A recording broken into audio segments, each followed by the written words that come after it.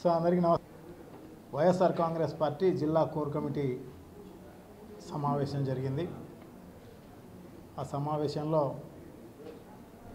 ఎక్స్ఎమ్మెల్యేలు, ఎమ్మెల్యేలు, మా జిల్లా బాడీకి సంబంధించిన కమిటీ ఎమ్మెల్సీలు అందరూ కూడా పాల్గొనడం జరిగింది. సో అందరికీ కూడా అభినందనలు తెలియజేసుకుంటూ, అదే కాకుండా నిన్న నారా లోకేష్ గారు వైఎస్ఆర్ కడప జిల్లాకు రావడం జరిగింది.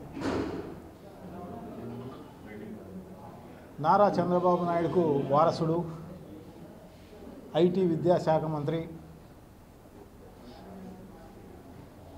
సో ఇంత పెద్ద ఎత్తున ఉన్నాయి కాబట్టి వారసుడు అనే ఎక్స్పెక్టేషన్ కూడా ఉంటుంది. కాబట్టి భవిష్యత్తులో ఈరోజు కాకుండా రేపు ముఖ్యమంత్రి అయ్యే ఛాన్సు ఉండే అవకాశం ఉంటుంది. కాబట్టి ఆయన జిల్లాకు అదే పనిగా అందరితో కలిసి వచ్చేది వేరు, మహానాడు అనేది అందరితో కలిసి రావడం జరిగింది.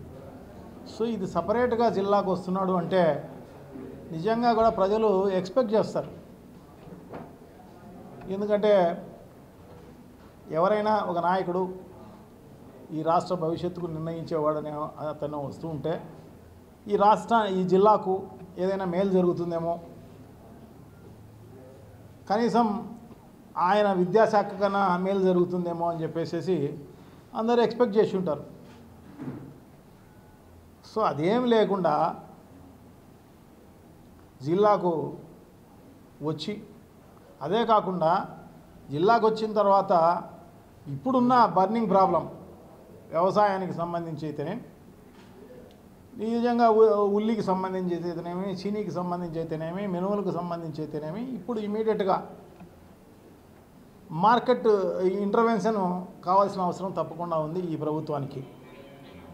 సో ఇటువంటి పరిస్థితుల్లో ఈ బర్నింగ్ ప్రాబ్లం ఉన్నప్పుడు దాన్ని విజిట్ చేయడమో, రైతులకు భరోసా కల్పించడమో, ఇంకొకటో చేస్తారని చెప్పేసి అనుకోవడం జరుగుతుంది. అలాగే మహానాడులో గొప్పగా చెప్పడం జరిగింది. స్టీల్ ఫ్యాక్టరీ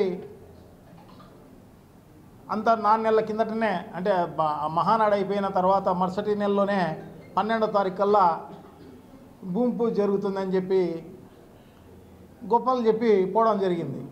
ఇంతవరకు దానిపైన ఏమన్నా రివ్యూ చేస్తారేమో, ఎంతవరకు వచ్చింది ఏం కథ అని చెప్పేసి ఇవన్నీ కూడా చూసే కార్యక్రమం జరుగుతుంది. అది కాకుండా విద్యాశాఖ మంత్రి కాబట్టి స్కూళ్ళన్నీ విజిట్ చేసి ఇవన్నీ కూడా ఏదైనా స్కూళ్ళకు సంబంధించి మంచి జరుగుతుందేమో అని చెప్పేసి అనుకోవడం జరుగుతుంది. సో అవన్నీ ఏమీ చేయకోకుండా ఊరికే ఆయన ఎవరో పుట్టిన బిడ్డకు మనం నామకరణం చేసినట్టు, అది ఎప్పుడు 2022లోనే డిసెంబర్లోనే ఆ ఎగ్జిక్యూటివ్ కౌన్సిల్కి సంబంధించి, ఎగ్జిక్యూటివ్ సెంటర్కి సంబంధించి ఏపీ ఐఐసిలో ఎగ్జిక్యూటివ్ సెంటర్కి సంబంధించి కమలాపురంలో జగన్మోహన్ రెడ్డి గారు ఆనాటి ముఖ్యమంత్రి డిసెంబర్లోనే దానికి భూమి పూజ చేసే కార్యక్రమం చేయడం జరిగిందనమాట. అది స్టేట్ ఫండ్స్ కూడా కాదు, సెంట్రల్ ఫండ్స్.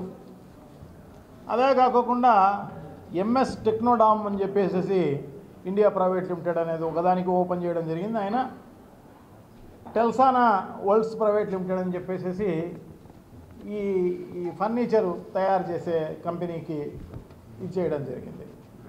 సో ఇవన్నీ కూడా జూలైలోనే, అది ప్రైవేట్ కంపెనీల రెండు, అది 10 జూలై 2023లోనే జగన్మోహన్ రెడ్డి గారు దాన్ని ప్రారంభోత్సవం చేయడం జరిగింది. వాళ్ళను జగన్మోహన్ రెడ్డి గారు తీసుకురావడం జరిగింది. వాళ్ళతో ఇక్కడ ఫ్యాక్టరీ పెట్టించే కార్యక్రమం చేయడం జరిగింది, భూమి పూజ చేసే కార్యక్రమం కూడా చేయడం జరిగింది. అది ఇప్పుడు పూర్తి కావడం జరిగింది. అది ఇప్పుడు ఓపెన్ చేసుకోవడం జరిగింది. సో ఇది కాకోకుండా ఈ జిల్లాకు ఏదైనా మంచి చేసే కార్యక్రమం చేయాలి.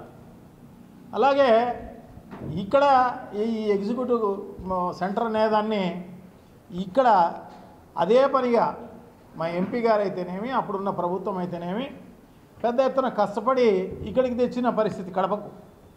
దాన్ని విజయవాడకు తీసుకుపోయే కార్యక్రమం చేసిన ఘనత తెలుగుదేశం పార్టీకి సంబంధించింది. ప్రభుత్వం రాగానే దాన్ని విజయవాడకు తీసుకుపోవడం జరిగింది.